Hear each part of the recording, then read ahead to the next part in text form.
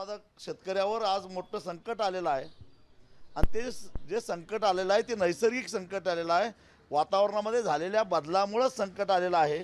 त्याला तो वैयक्तिक काही जबाबदार नाही, पण शिक्षा त्याला एकट्याला होते आहे आणि अशा परिस्थितीमध्ये या संकटातून त्याला बाहेर काढण्यासाठी म्हणून केंद्र सरकारचा राष्ट्रीय आपत्ती निवारण कोष आहे, राज्य सरकारचा राष्ट्रीय आपत्ती निवारण कोष आहे, इन्शुरन्स विमा आहे आणि राज्य सरकारचा काही निधी, या सगळ्याचं एकत्रीकरण करून आंब्याच्या कलमाला 5,000 रुपये हेक्टर म्हणजेच हेक्टरी 5 लाख रुपये आणि काजूला हेक्टरी 3 लाख रुपये ही मदत त्याला दिली पाहिजे। कारण त्याचा उत्पादन खर्च जेवढा खर्च झाला आहे तेवढा खर्च त्याला परत दिला पाहिजे।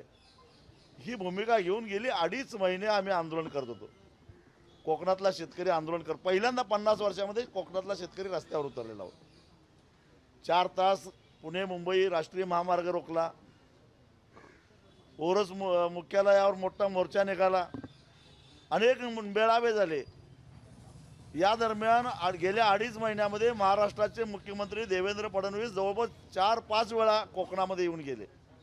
सिंधुदुर्गला आले होते, रत्नागिरीला आले होते, रायगडला येऊन गेले, कुणाच्या वाढदिवसाला आले, कुणाच्या लग्नाला आले, अजून काही खाजगी कार्यक्रमाला आले, सरकारी कार्यक्रम दौऱ्यानिमित्त आले। पण या काळामध्ये त्यांना कधीही आंबा आणि काजू उत्पादक शेतकऱ्यांचं एखादं निवेदन घ्यावं असं वाटलं नाही।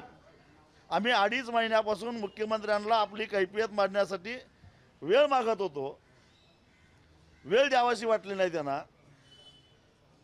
कोकणातले जे नेते आहेत, विशेषतः सरकारमधले मंत्री आहेत, ते म्हणतात की आम्ही भरपूर देणार आहे। हे कोकणातले जे मंत्री आहेत, नितेश राणे असोत, उदय सामंत असोत किंवा एकनाथराव शिंदे असोत किंवा भरत गोगावले असोत, त्यांनी सांगावं मुख्यमंत्र्यांनी जाहीर केलेली हेक्टरी 22,000 रुपये ही जी भरपाई आहे त्यांना मान्य आहे का, याला त्यांनी सांगावं। कारण ह्याच्यावर 1 रुपया द्यायला सरकार तयार नाही, ही वस्तुस्थिती आहे। हे सगळं आम्ही समजून घेतलेलं आहे आणि म्हणून आम्ही आंदोलन करत होतो।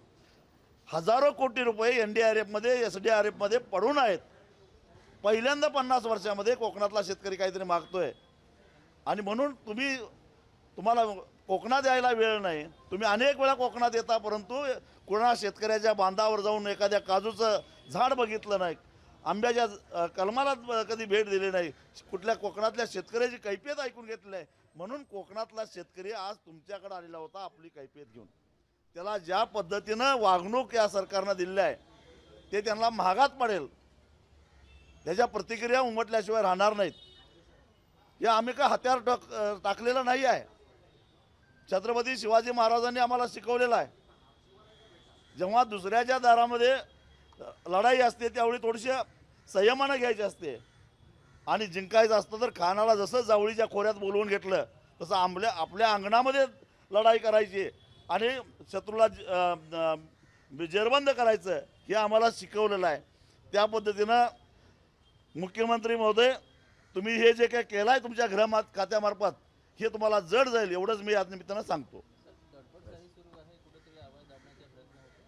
100% मग हे काय आहे, आम्हाला फरफटत आणण्या एवढं आम्ही काय गुन्हेगार आहोत का, आम्ही काय आतंकवादी आहोत का, आम्ही काय नक्षलवादी आहोत का, काय अशा बरं कुठं आणलं आंदोलनाचं ठिकाण, कुठं गिरगाव चौपाटी, आम्ही कुठं होतो शिवालयमध्ये होतो, म्हणजे तिथून जवळजवळ 2-2.5 किलोमीटर लांब होतो। आम्ही सांगतोय आम्ही आंदोलनाला अजून सुरुवात केलेली नाही, 4 वाजता आंदोलन आहे, तुम्ही आम्हाला 3:30 वाजता फरफडत ताब्यात घेताय, ही कुठली आली पद्धत, ही कसली आली लोकशाही। म्हणून मी म्हटलं गेली 35 वर्षे मी आंदोलन करतोय, पण असा वाईट अनुभव आजपर्यंत मला आलेला नव्हता।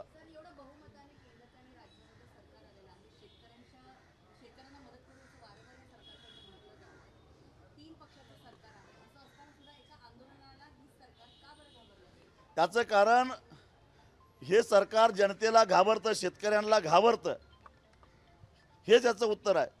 खरं तर अंतर्मुख होऊन त्याने विचार करावा।